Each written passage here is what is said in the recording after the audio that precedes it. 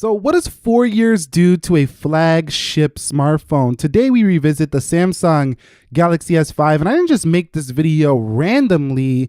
This video actually came because I was reading an article the other day talking about how, a lot of people are holding on to their older Samsungs, the Note 4, the Galaxy S5, because of the functionality of removing that battery. It's a feature that I think we last seen in maybe like the LG V20, and Samsung went away with this, and this is one of their staple features. But there was a lot of pressure on Samsung to go away from these cheaper builds. The iPhone 6 in this year too, in 2014, had this aluminum build, and Samsung really was falling behind when it comes to that premium feel in a smartphone. They had all the guts, the internals, but they didn't have the body of a premium smartphone. But has that changed? There's a substantial evolution of the Samsung. The evolution of the Samsung has been incredible. I mean, it's so much different to use a Samsung in 2018 versus a Samsung from 2014. Whereas I would argue that, the iPhone series is not that much different even 4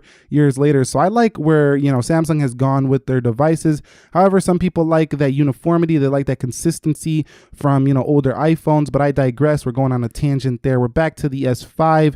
The functionality of this phone, you have that removable battery. So if we go and pop off the back here, can't even remember where it was sealed in, waterproof. You can remove this whenever you needed battery capacity. Also micro SD card expansion that came back, but really the big deal was the battery. You can carry multiple batteries with you wherever you went. And I know some people are going to say, well, you can just buy one of those external battery packs these days. Why does this even matter? Like, that doesn't even matter. Well, to some people, it does matter, because there's nothing like taking a battery and just putting a 100% charged battery back in a phone. So I beg the question to you guys, do you think that Samsung should bring back a phone, even if it's not a flagship level device like their Galaxy S8 Plus, the S9 Plus, for example?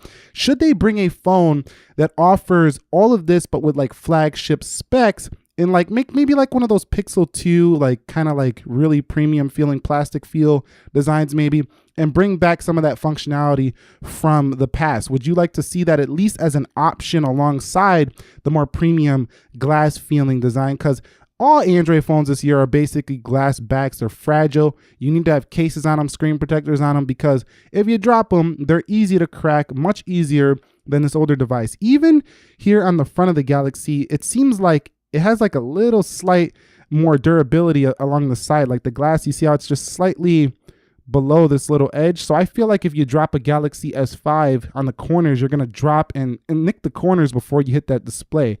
Like there, for example, this is a drop and you see how it nicked the corner. Now, if you take a look at one of the new curved panels on the Galaxy, if you hit that corner, that's going to shatter, down this way. So like on a corner, it'll shatter. So, this is much more likely to shatter with a drop than before. So that really, proves what I'm trying to say about the durability. Now, in terms of its design 4 years later, this is one of the things I didn't like the most about the S5. That's been gone for a long time, but that door was one of the most annoying charging things in history of smartphones that I've ever seen.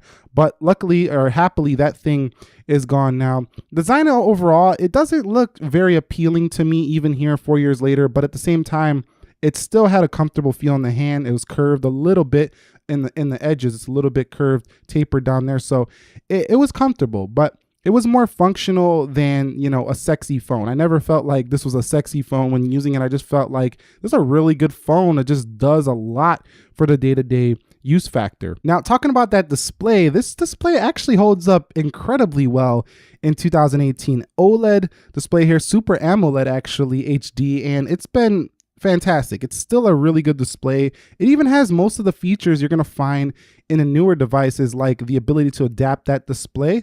Let's hit OK here. Dynamic, standard, professional, and cinema modes. And then they even have the ability to, put on the smart stay. You have daydream here. There's a bunch of stuff, adjusting the screen tone.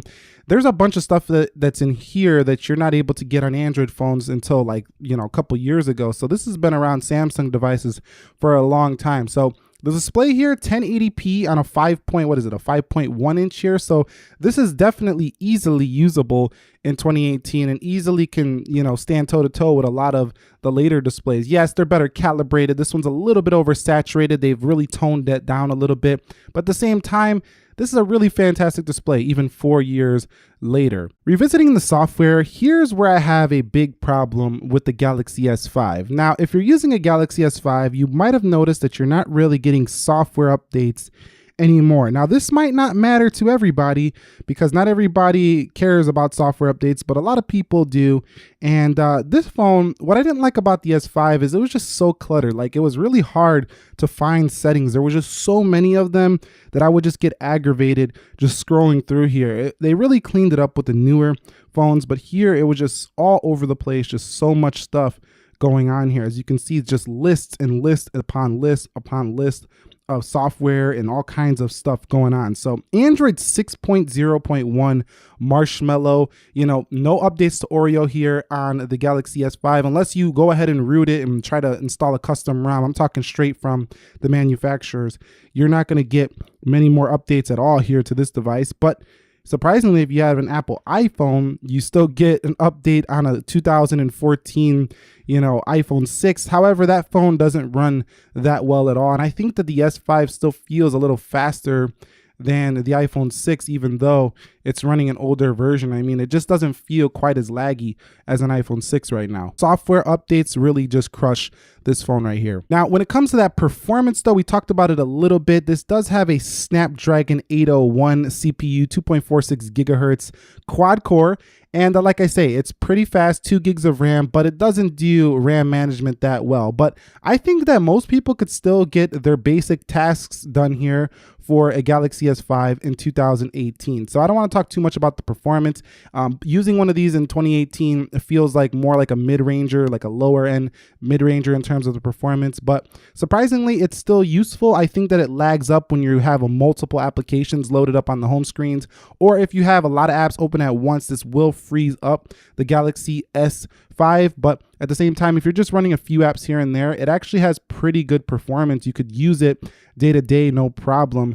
Like I can go on Instagram here and I could still easily go into my pages and everything just runs pretty smooth. So you can see, not bad for a 4-year-old phone. And this kind of shows how long phones really do last, specifically flagship phones. Talking about the battery life, we talked about how you could remove it, obviously, but going into the battery section, this phone actually drains significantly faster than a lot of the phones. So while you do have that functionality that I do think they should bring back, maybe and offer it as a side option, you know, with one of the newer, nicer, longer lasting batteries, the Galaxy S5, you can just get multiple batteries, charge them up, and you can easily go through a day with no worries whatsoever. But the newer phones are just such better optimized that, you know what, like they last almost as long as 2 batteries would last on a Galaxy S5. So that kind of makes up for it, but at the same time, it's still pretty nice to have that option to go ahead and swap them out. So again, your thoughts on the battery swapping? Would you like to see that in a newer, more modern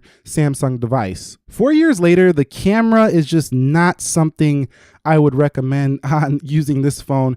Now, not because it doesn't take pretty good photos, it does. I'm going to show you a couple of examples here with the device. So I took a few photos, and in good lighting, it's really hard to kind of tell the difference between these photos and like 2018 photos. Cameras on smartphones have been good for quite some time, but where this phone really falls apart is when you get to the low light. The noise is just incredible here on the Galaxy S5. So noise reduction and low light abilities is where Samsung has really took their phones to the next level. Also, the ability to focus much faster on your device. That's where you really have improved. But in terms of the day-to-day, you know, really bright light photos, you don't see too much of a difference, just a little bit more noise reduction in 2018 and better, much better focusing. So they're much more usable cameras, and they're much more, you just want to use them more like to just pull out and take pictures of everything. Whereas with the S5, sometimes that focus would hunt too much, and that front-facing camera is just atrocious on this phone. It's really soft,